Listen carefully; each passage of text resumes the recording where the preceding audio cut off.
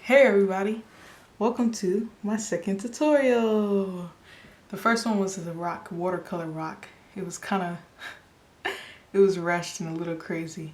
But today I'm going to do something that's a lot more helpful than rock, which is how to paint skin tones.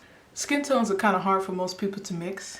A lot of times they add in colors that don't need to be added in, or they rely on a tube color, for instance. Instead of mixing brown, they'll just use burnt umber. Sometimes this is okay, but if you don't know how to mix colors, especially not skin tones, it's going to be hard to get the exact color of different colors. For instance, my skin is not burnt umber. I mean, it's similar, but it's not exact. I'm lighter than the color of burnt umber.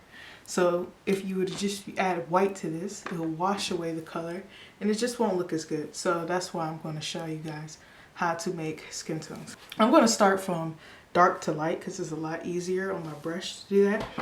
For this tutorial, I'm going to use oil paints because those are the colors that I have to use to mix up the skin tones that I like. I don't have the right acrylic colors to do this. So what you will need is burnt umber, titanium white, ultramarine blue or French ultramarine blue. I think that it matters. So French ultramarine blue, cadmium red hue or cadmium hue red, and medium yellow. The brand that I'm using is Reeves and Winston & Newton. You also need a palette knife, preferably clean, mine is dirty, paintbrush, and a palette to mix your paint on. Alright, starting out we're going to do dark. These are going to be separated based on first skin tone, a more yellow skin tone, and a more red skin tone. First I'm going to do the medium dark color. So you're going to take your ultramarine blue, your cadmium red, and your yellow umber, and you're going to do 1 part yellow umber, 2 parts cadmium red, and 2 parts ultramarine blue. And you're going to mix that with your palette knife. Once you have it nice and combined, put in your square. Cool. Now, we're going to do yellow variation and we're going to do red. The only way to do that is add 1 extra part burnt umber. And on the other side, I'm going to do 1 extra part cadmium red. To get it around the same tone, you might need to add blue, but I'm not going to do that. Okay, to get the medium brown, you're going to need to mix about, this is how it works, 1 part blue, 2 parts cadmium, and 3 parts yellow. The reason why it seems so strange is because yellow is a very weak color in comparison to blue and to red. And blue is very strong and highly pigmented when it comes to red. So you're going to need to add more yellow to compensate for the weakness and less blue for the strength. And then I'm going to add more yellow for the yellower skin and more red for the redder side. And then last but not least, the top part, what you're going to do is you're going to add 2 parts white to each of these colors. Of course, if the subject is even paler than this, just add more white. Now, if the subject is darker than these colors, you're not going to want to add more black. What you're going to do is you want to add ultramarine, 1 part ultramarine blue mixed with 1 part burnt umber, and that'll get almost a black color without it being black. And you add that to these colors to get a darker color if the subject is darker. Or if you're painting shadows, of course. Now that you have your little bases laid out, what you're going to do now is you're going to build up towards this color, you're going to add more white gradually to this color. And then the same thing vice versa. What you could do so it can be kind of pretty even is you can start kind of in the middle like I did here. So it'd be like a little more than half of this mixed with a little less than half of this will give you this color. Alright, so a little bit of divine intervention here because I am technically the god of this video, if that makes any sense. Anyway, that's besides the point.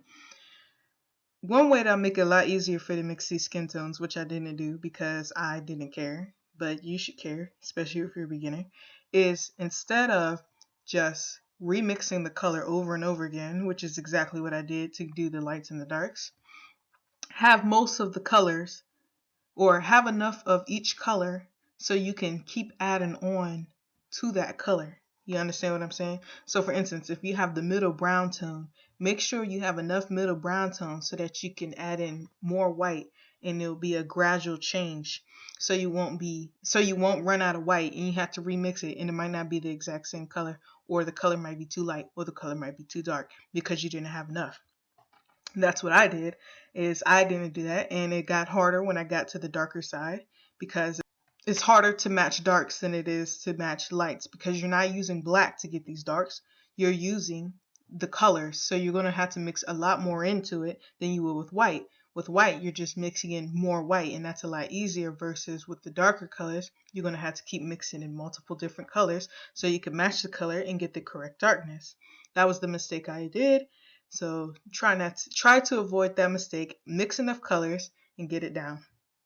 This goes for even painting in a portrait or painting anybody's skin tone. You always want to mix more than enough color. That way, throughout the painting, you will have enough colors to get your highlights and your shadows.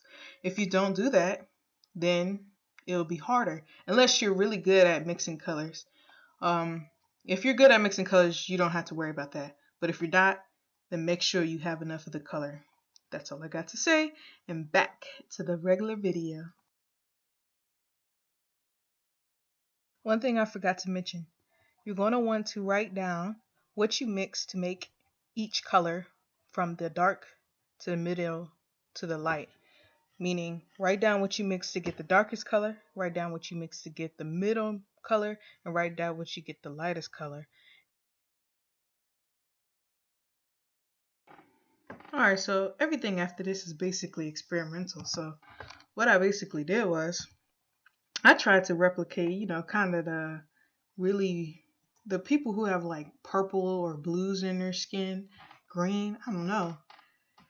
And I was having a hard time because, to be quite frank, I've never mixed anybody who has like a purple undertone. Well, actually only purple. Purple's the only one, like a really dark purple, but I never done like a pale purple or an olive skin tone. I started correcting it a little bit at the end, adding a little more warmth in it, because even though skin tone might be a little bit cooler, it doesn't mean it's cool, like a straight cool color. It still has some warmth to it. It's just not as warm as the typical skin tone. So near the end, I start figuring stuff out, and I realize it's a lot easier to do with people with a much lighter skin complexion than it is with those with a darker skin complexion. And I didn't know how to mix it for those of a darker skin complexion. But I know that if I were to see an actual person's skin tone that was more an olive complexion, I would be able to match the color, because I'm really good at mixing colors. It's just I couldn't think on the top of my head what it would look like. But anyway, that's what I got. Anyway, I hope you guys enjoyed the video. Thanks for watching. Make sure you like, subscribe, and please share the video, because every share is very well appreciated, and it'll help support me, See you guys next week for another tutorial or whatever I decide on doing. And hopefully you practice painting so you can get good like me. Just kidding. A little conceited here. Goodbye.